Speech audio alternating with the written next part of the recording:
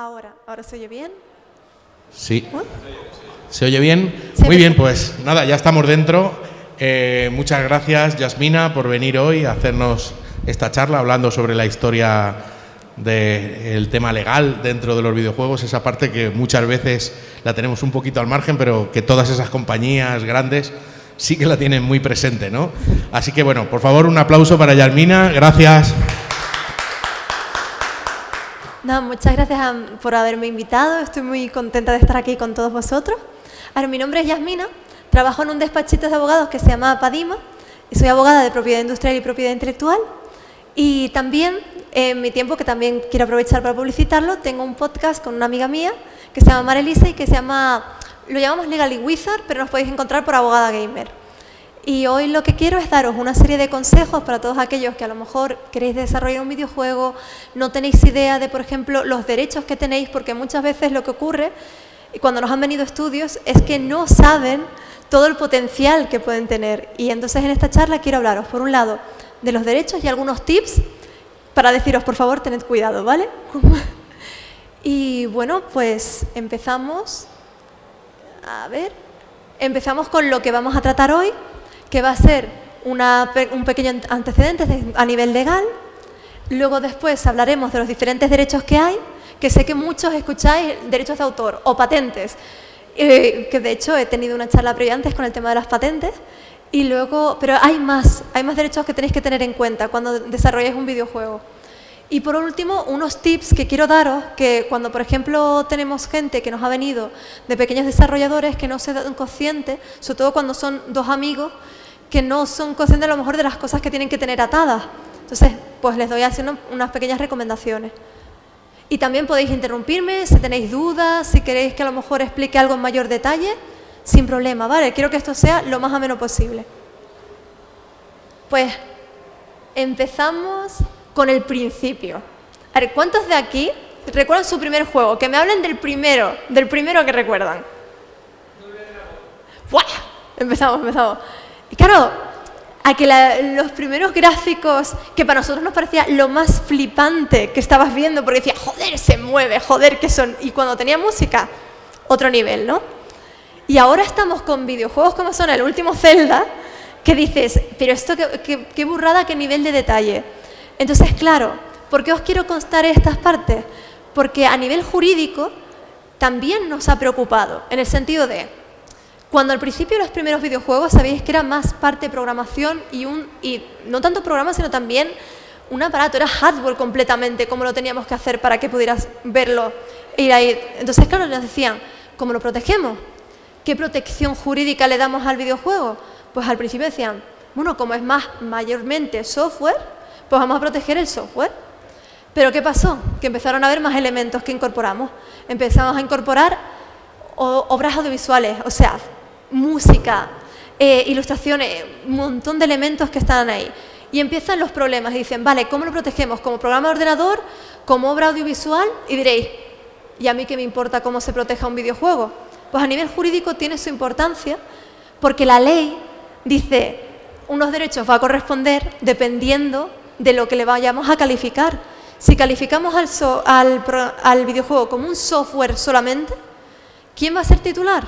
La ley te dice, pues que va a ser titular la empresa que coordine a esas personas que lo estén desarrollando y se llevan toda la titularidad.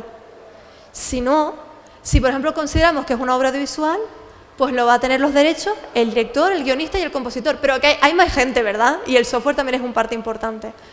Pues entonces, hace unos años, el Tribunal de Justicia de la Unión Europea, en una sentencia que fue PC Box contra Nintendo, le dijo, vale, el videojuego es una obra compleja que tiene elementos gráficos y sonoros. Por fin tenemos una sentencia que en una línea dice, es un elemento complejo, pero no nos dice nada, no nos dice cómo lo catalogamos. Pues nada, pues al final, ¿cómo lo estamos protegiendo? Por todos los elementos. Cada parte va a ser protegible, el software, los avatares, el tema de la música. Todos esos elementos van a tener diferentes derechos y van a ser protegidos de manera individual. No hay un conjunto del videojuego, ¿vale? Entonces, voy a empezar por hablaros de todos estos derechos que tenéis aquí. Algunos os sonarán, algunos no. si voy a hacer un mantra, lo que más quiero de aquí es que se os quede: las ideas no son protegibles. Las ideas no, chicos. La ejecución, la exteriorización de eso sí que se va a poder ser protegible. Pero la idea en sí, no podemos tener monopolio. Pero lo que va a premiar la ley es que esa idea que has tenido, que la hayas sacado y la hayas vertido en el mundo real. Eso es lo que van a querer protegerte. Y os voy a hablar de lo que sería la propiedad industrial, que son las marcas, los diseños, las patentes, modelos de utilidad, y luego derechos de autor, que es la parte que normalmente mucha más gente conoce y le suena. Entonces, la diferencia que vais a ver entre estos tipos de derechos, propiedad industrial y propiedad intelectual, es que uno necesita registro, el otro no. El otro no necesita registro para que se proteja, ¿vale? Hasta aquí, ¿qué tal? Yo sé que esto puede ser a lo mejor un poco tedioso. ¿Bien? Vale. Pues empezamos con marcas. Está chula, ¿eh? Vais a ver muchos gatos. Soy una cat person, si lo pueden notar. También me gustan los perros, pero me gustan mucho los gatos. Pues nada, con las marcas, que muchas veces ocurre que hay gente que piensa, no se da cuenta de la importancia que puede tener una marca. La marca simplemente nos dice la ley que es un signo que nos sirve para identificarnos contra nuestros competidores por una serie de productos y servicios que nosotros hacemos. Es el logo o la denominación que nosotros tengamos y cómo nos presentamos al mercado. Es como nuestra carta de presentación. Vale. Me ha pasado más de una vez que algún estudio ha pensado yo, bueno, ya registraré la marca después. No lo hagáis, porque luego os contaré las situaciones que se pueden dar. Si tenéis muy claro el nombre en el que vais a llamar vuestro videojuego, o a lo mejor incluso simplemente vuestro estudio, registradlo. Ahora os contaré un poquito. Las marcas, para que puedan ser protegibles, necesitas que se registre. Y tenemos 3 formas de registrarlo. Tenemos a nivel nacional, que está aquí la Oficina Española de Patentes y Marcas, que se mete un registro. Luego tenemos la UIPO, que también la tenéis aquí en Alicante, que es la oficina que se encarga de registrarlo a nivel Europa. Y luego tenéis lo que se llama a nivel internacional. No es que sea un registro a nivel internacional, sino que simplemente vais a esta oficina que se llama la OMPI y le decís que, oye, os interesan determinados países. A veces, a lo mejor, si queréis utilizar Estados Unidos, decís, pues mira, me interesa Europa, y en una solicitud también pedir en Estados Unidos. Hay 3 cositas que tenéis que saber de las marcas cuando las vais a registrar, ¿vale?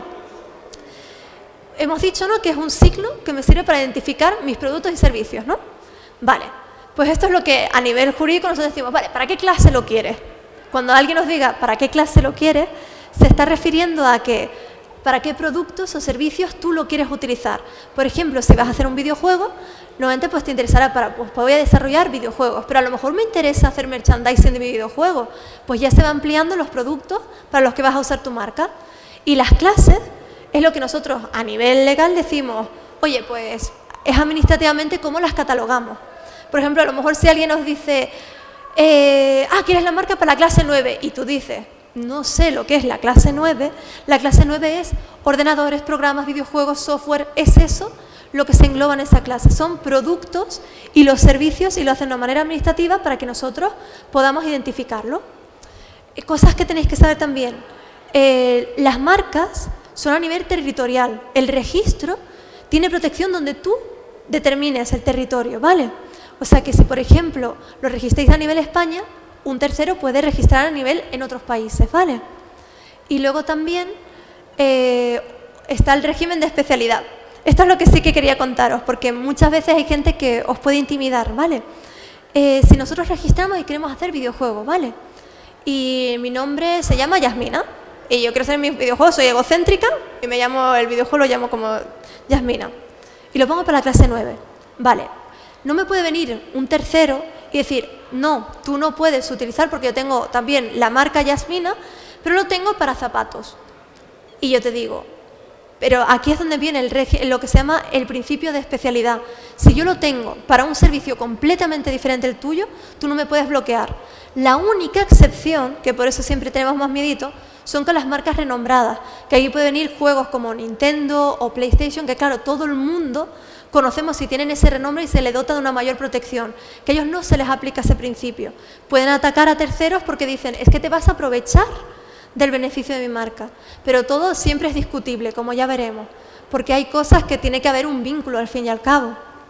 Y Dicho esto, sí, una anécdota en Estados Unidos, aquí por ejemplo, para registrar tu marca no hace falta que ya la hayas empezado a usar, pero por ejemplo en Estados Unidos sí. Estados Unidos sí que te pide que si quieres utilizar una marca y registrarla, tienes que haberla usado previamente. Vale, y aquí os enseño pues diferentes tipos de marca que podéis registrar. O sea, no solamente está el tema de el nombre o también lo que sería el título de videojuego o vuestra publisher, o sea, podéis utilizar diferentes tipos de marcas. También podéis registrar vuestro... Por ejemplo, si hay un personaje muy clave que vayáis a utilizar en vuestro videojuego, a lo mejor, y luego vais a hacer merchandising sobre el mismo, os puede interesar registrarlo. También están las marcas sonoras, que no digo que pongáis la banda sonora en sí, pero a lo mejor con el Zelda cuando abre el cofre, esa melodía tan típica que nos recuerda, eso también podría ser registrado como marca. A ver...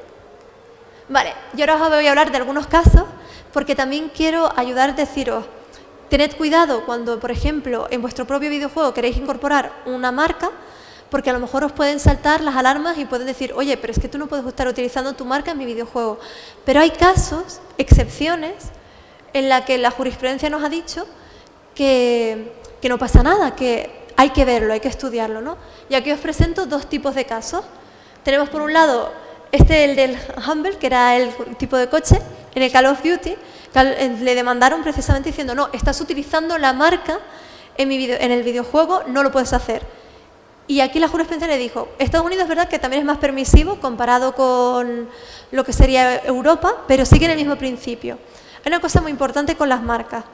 Cuando un tercero lo va a usar, cuando puedes vulnerar la marca es que lo estés usando a título de marca. Entonces le dijo, claro, pero es que mi juego se dota de realismo. Ese tipo de vehículo se puede ver en este tipo de combate y esta escena militar. Por lo tanto, el jurisprudencia dijo, no lo está utilizando a título de marca, te permito que lo puedas usar, porque no se está beneficiando de tu renombre ni de tu marca. El otro caso fue que también, otra vez, militares, le vinieron a demandar diciendo que estaban utilizando el logo de Angry Monkey en una parte que simplemente se vio en un cachito. Y le dijeron, no, lo estás volviendo a utilizar. Y aquí otra vez la jurisprudencia dijo, no lo están utilizando a título de marca. Simplemente te están dando de mayor realismo. Y es un momentito, no es algo que se vea de una manera muy reiterada dentro del juego. Y ahora, este es un caso de lo que sí quiero avisar, por ejemplo, a todos los que quieren hacer un desarrollo de videojuego, que antes, cuando van a elegir el nombre de su videojuego o simplemente de su compañía, hagan un check, verifiquen que no hay un nombre similar, ¿vale? Al menos para ese tipo de determinado servicio. ¿Por qué? Porque aquí vino el problema. Immortal Phoenix Rising, ¿saben cómo se iba a llamar antes? ¿Alguien lo sabe? Gods and Monsters. Vale. ¿Quién creen que demandó a estos pobrecitos? No es Monster Hunter, lo digo desde ya. Monster, la bebida energética. Pues, ¿qué pasó? Claro, lo primero que reaccionaron ellos, que fue Ubisoft, digo, a ver, realmente tú eres una bebida energética, no puedes estar diciéndome a mí que no puedo. Y Monster le dijo, sí, soy una bebida energética que ahora mismo estoy teniendo bastante repercusión en el mundo gaming, puede haber una asociación conmigo. Y por eso lo cambiaron. Pero como todo, a lo mejor yo lo habría peleado, pero como todo hay que ir con cuidado cuando nos vienen estos gigantes. Entonces siempre hacer un chequeo previo que nunca se viene mal y os podéis asegurar porque tuvieron que cambiar todo cuando ya lo estaban lanzando el juego. Imaginaos la pasta que se supone. Entonces, unos consejitos con el tema de las marcas, o sea, que sea atractiva, que llame la atención, eso siempre lo decimos, eso es más como la parte de marketing. Luego, ¿por qué os digo lo de evitar géneros descriptivos y genéricos? Vale, no quiero hacer esto muy largo, pero tenéis que saber que las cosas que son genéricas, que aunque son cosas que se te quedan rápido, la oficina te dice, no, porque no te quiero dejar un monopolio sobre un término que es genérico. No te lo voy a dejar, porque luego vas a bloquear a todo el mundo. Ese es el sistema que piensa la oficina. Luego después, piensa en por ejemplo, cuando vayáis a registrar, yo lo comprendo, ¿no? Que hay muchas veces que no tenemos la parte económica, que eso sí lo puedo entender. De hecho, hay ayudas que a veces las oficinas hacen. Por ejemplo, la WIPO ofrece a veces que si tú eres una pequeña empresa, te dicen, oye, te puedo ayudar a que puedas registrar tu marca, yo te financio esa parte, porque quieren animar a la gente a que registre. Y luego también, pues, lo que os he comentado de mirar marcas anteriores, no os pase lo de Ghost & Monster. Y el tema del nombre de dominio también. Si ya tenéis pensado el nombre de vuestro estudio, también el nombre de dominio. Primero, rapidísimo, las dos cositas. Pensad que Facebook, el creador, cuando lo hizo, lo primero que hizo fue registrar el nombre de dominio. Importante también. Y una obligación de usar. Esto es porque, sobre todo, ocurre a veces que hay gente que registra una marca para un montón de clases. Me he dado cuenta de que hay gente que registra marcas hasta cositas de Navidad y no hacen nada de Navidad, ¿vale? Entonces, ¿qué pasa? Que a los 5 años te dicen, te puede venir un tercero y dice, es que tú no estás registrando la marca para cosas de Navidad y te la pueden caducar para lo que no lo estés usando. Vamos a empezar con patentes. Esto es divertido, esto yo creo que mis compañeros de software ahí les puede gustar más. Pues el tema de patentes es más complicado. Con el tema de videojuegos siempre vais a ver que es más fácil la parte de hardware. La parte de software, el software per se, la ley te dice que no lo puedes registrar como patente. Pero sí existe lo que se llaman las invenciones implementadas por ordenador, que son las que se pueden proteger. Pero me estoy adelantando, chicos, voy a empezar ahí. ¿Qué es una patente? Pues una patente es una invención, o sea, es un certificado que te dice, tú tienes un derecho sobre una invención que resuelve un problema técnico con una solución técnica. Tiene una serie de requisitos para que se pueda dar, ¿vale? Tiene que ser nueva y tiene que traer, que no sea obvia para un experto en la materia, y tiene que traer actividad inventiva, es decir, que se pueda producir. ¿Qué quiere decir eso de nueva? Literalmente, nuevo, en el sentido de, si de casualidad lo divulgáis, no tiene que ser que no esté en el estado del arte, en el estado de la técnica. Es decir, si por casualidad lo comentáis a alguien y se tiene esa información, se divulga. De hecho, hay un caso que a mí me encanta ilustrarlo, de cómo una persona perdió la solicitud de patente porque, ¿adivináis por qué? Porque básicamente salió en un cómic del Pato Donald. La invención que él tenía salía desarrollada en un cómic del Pato Donald y por eso la perdió. Y entonces diréis, bueno, ¿y qué pasa con Star Trek que inventó el tema de los móviles y tal? Lo que es importante es cómo se divulga, en el sentido de que salga la explicación detallada de la invención. Entonces, todo lo que sea ahí, si tenéis una idea de una patente, guardarlo. Y luego pedir asesoramiento para ver si puede ser posible, porque también existe lo que se llama el modelo de utilidad, que es una patente menor, que es cuando a lo mejor se te premia porque has encontrado una solución, pero no tiene esa gran envergadura técnica que a lo mejor tiene una patente. Vale, dicho esto así, aquí os voy poniendo un poquito los requisitos. Vale, las patentes tienen una duración de 20 años. Hay una excepción que son con los fármacos, que sí puede llegar hasta 25, pero esto no viene aquí porque estamos hablando de videojuegos. Normalmente, cuando hablamos de patente en el ámbito del videojuego, vamos a pensar más en el tema del hardware, como os iba adelantando, pero el software es la parte que no se puede, salvo Estados Unidos. Estados Unidos tiene el lema de todo lo que está bajo el sol se puede patentar. Y son mucho más permisivos que, por ejemplo, Europa. Europa sí que es más, por decirlo de una manera, más restrictiva, porque también dice, es que el software tiene derechos de autor, por lo tanto no le voy a dotar de una doble protección, por eso es lo que está pensando. Pero las invenciones implementadas por ordenador, que es, por ejemplo, lo que vamos a ver aquí, sí que pueden algunas ser protegidas. En este caso fue la parte de la Game Boy, pero esta patente fue que era cuando, ¿sabéis cuando, por ejemplo, podéis intercambiar con Pokémon? Que podéis hacer con un cartucho y otro que podréis intercambiaros los Pokémon. Esa invención, esa implementación que se hizo, esa mejora, fue lo que fue protegible por patente. O sea, todo lo que hagáis que tenga una implementación técnica superior, que sea diferente al normal funcionamiento del programa con el usuario, ese plus añadido se puede proteger por patente. Pero como siempre, asesoraos, a informaros y tal. Luego voy a hablaros de otro tema, porque en Estados Unidos sí que ocurre que a veces las mecánicas de juego, alguna ocasión ha ocurrido que se pueden patentar. Pero aquí tengo que explicaros, no es la mecánica per se lo que se patenta, ¿vale? No es la idea del juego como tal, sino la implementación técnica que hagas sobre el juego. Y aquí, ¿algún fan del Zelda que tenga el Tears of Kingdom por aquí? Pues esta patente es una de las mejoras que ha realizado el último juego del Zelda, que es la capacidad de poder atravesar las paredes y hacerlo ahí. Pues lo tienen ahí. ¿Por qué? Porque ha sido una implementación técnica que han añadido, no es que sea propiamente una mecánica de juego, sino que han implementado para poder hacerlo posible y que no se haya problemas con los bots ni nada, sino esa parte es la que se va a poder proteger. Pero como siempre es complicado. Sé que, por ejemplo, cuando hablamos de videojuegos es complicado en el sentido de la parte de porque muchas veces cuando la gente oye patente tiene miedo porque oye bloqueo, le preocupa en ese sentido. Y por eso voy a hablaros de diferentes casos.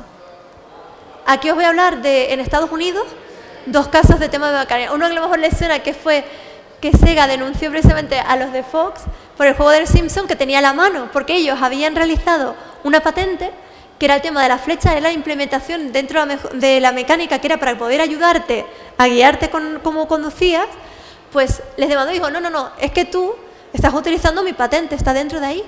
Y ahí está el tema de la mano. Pues ¿qué hicieron un montón de gente? Pues se me ocurre otra manera de hacerlo, no pasa nada, hago un camino luminoso, una brújula, etcétera. Así podemos intentar solventar el tema de la patente. Y luego hay un caso que a mí, como abogada, me cabrea, que fue el de Shadow of Mordor, el sistema Nemesis, no sé si os sonará, que hubo, básicamente, esto lo que había... Warner peleó muchísimo para obtener esta patente, ¿vale? Fue durante muchos años. De hecho, la oficina misma le decía, es que lo que tú estás, hay muchos juegos que ya lo hacen, o de alguna manera similar, o que pueden llegar a ello. Pero al final, después de mucho pelearlo, lo consiguieron esta patente. ¿Por qué me cabrea? No porque fuera el sistema Nemesis, es una idea que tiene cierto sentido de novedad, sino porque cuando tú registras una patente, tú tienes que describir la invención, y eso se llama las reivindicaciones, que es lo que te van a proteger. Con el sistema Nemesis el problema fue que la reivindicación es muy amplia. ¿Qué pasa? Engloba muchos juegos y eso puede suponer un bloqueo, que aquí fue muy mediático, se decían cómo podían poner esto como patente, porque muchas veces la gente cuando tiene una patente bloquea. Es un derecho que al fin y al cabo prohíbe a terceros para hacer cosas. Pero bueno, son casos excepcionales. Yo estoy segura que si se peleara, a lo mejor se tendría que limitar un poquito esa patente, porque hay cosas que ya están en el entrado de la técnica, hay juegos que ya lo tenían incorporado. Entonces, así para un poquito de contar de patente. Y ahora vamos a hablar del diseño. El diseño para mí me da pena porque es el patito feo de la propiedad industrial, porque todo el mundo lo olvida y no sabe lo útil que puede ser este derecho, ¿vale? El diseño realmente lo que protege es la apariencia estética de un producto o de, por ejemplo, como lo vemos aquí, que puede ser bidimensional o tridimensional, ¿vale? ¿Y qué cosa que también podéis proteger? Si a lo mejor hacéis apps de videojuegos, de mobile games, la interfaz gráfica se podría proteger por diseño y mucha gente no lo sabe, que esa presentación que tenéis la podéis proteger. Y el diseño pues tiene los mismos requisitos un poquito, que la patente te dice que sea nuevo y que tenga carácter singular. La verdad que en derecho tenemos términos tediosos que tú dices, bueno, vale, ok, carácter singular, no sé lo que es. Vale, nuevo, para explicar de una manera. ¿Veis este zapato? Si yo le pongo un color que sea azul, es nuevo, ¿no? Es diferente. Ahora, ¿tiene carácter singular? Carácter singular significa, ¿me da una impresión general diferente? Antes, no, es el mismo zapato, solo que azul. Eso es lo que es el carácter singular. Lo que tiene que ser es que te genere, comparado con todo lo que hay, algo diferente, que me dé una sensación diferente, que no me crea un déjà vu y que lo vincule, ¿vale? Entonces aquí os pongo algunos ejemplos de cositas que se pueden proteger. Se puede proteger a lo mejor si queréis hacer consolas, el diseño de cómo lo tenéis estructurado, los avatares y, como os decía, la interfaz gráfica, que por ejemplo Angry Birds lo tiene protegido, la parte de la interfaz gráfica como lo tiene presentación. Ah, y también la protección es de 25 años, ¿vale? Tiene una duración de 25 años. A ver, son 5 y lo puedes proteger tantas veces quieras. También existe lo que a nivel Europa tenemos lo que se llama el diseño comunitario no registrado, ¿vale? Que es básicamente, se creó por el tema de la moda. Decían, claro, en la moda hay tantos diseños que se realizan de manera muy rápida que a veces no me interesa proteger todos los elementos. Entonces dijeron, bueno, pues vamos a crear este derecho que sea para asegurar que tiene una duración de 3 añitos y te protege sobre las copias, literalmente copias. En cambio, el diseño te protege contra las copias y contra aquello que genere una impresión general a la tuya, igual, similar.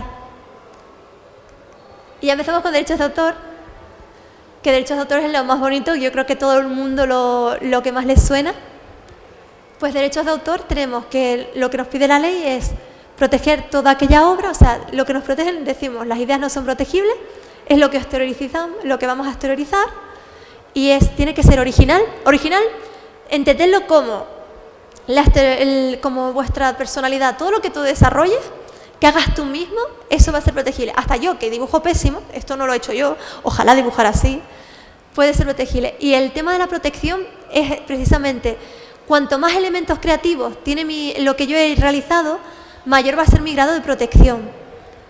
Entonces tenemos por un lado los derechos de autor, vale, porque se me van corriendo cositas que tengo que ir contando. Los derechos de autor tienen dos tipos de derechos, ¿vale?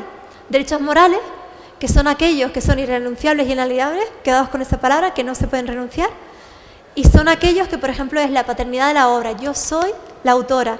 ¿Por qué os digo esto? Porque si a lo mejor algún día hacéis un videojuego, hay muchas veces que encontraréis una cláusula, que sobre todo los publishers lo hacen, que dicen que tú cedes todos los derechos morales. Si tú eres español o eres de Europa, esa cláusula es nula. No vale. Se tienen que respetar los derechos de paternidad, porque sois los autores, que muchas veces ocurre.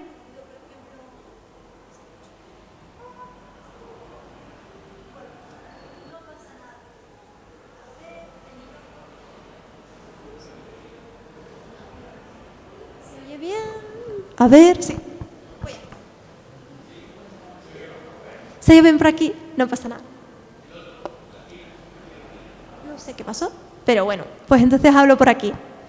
Pues lo que está diciendo los derechos morales, que son muy importantes el tema. También, una cosa que siempre me hace gracia de... Ay, vale.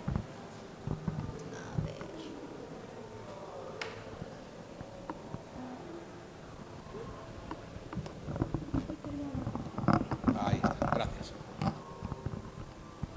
Vale. Pues consejo, cuando vean una cláusula que dice que tenéis que cederlo todo, no. Le decís no. Y aún así, a lo mejor, si lo habéis firmado, esa cláusula es nula, ¿vale? Porque se aplicaría el derecho de donde estáis residiendo, que sería España o Europa en general.